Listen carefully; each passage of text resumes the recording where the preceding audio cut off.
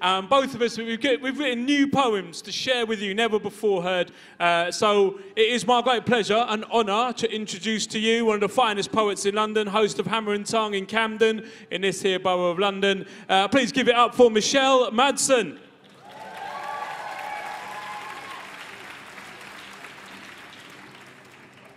So when I thought about utopia, I was confronted by the reality of my life. I'm an optimist, you can tell. And that's, I live on a boat, so this is a very boat-themed utopia. It's called Lifeboats.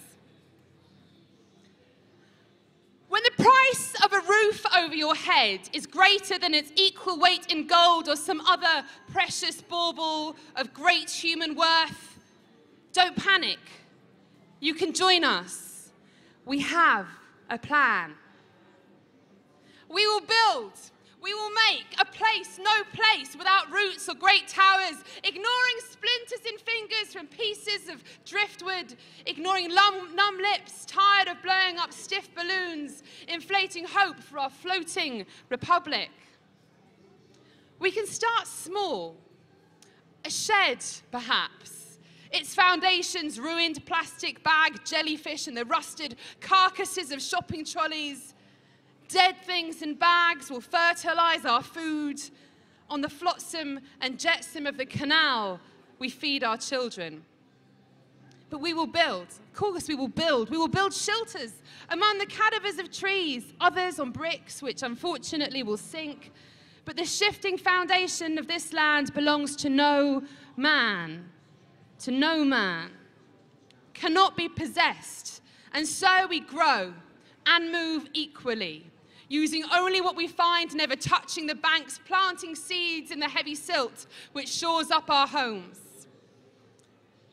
From our no man's nomad island, we observe the rising of the waters, first an inch, then a foot, hard to notice from the shore, where we have our supporters.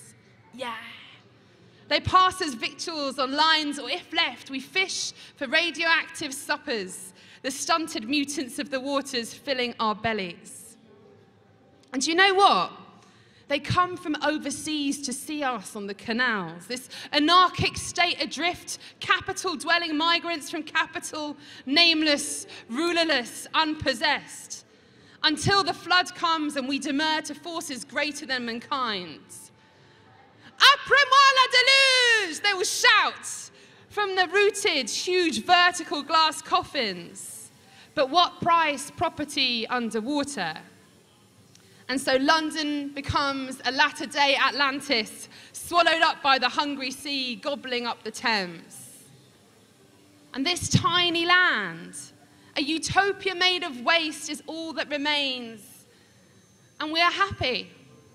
We drift through time, rowing from one set of survivors to another, asking, why try to make what is ours yours?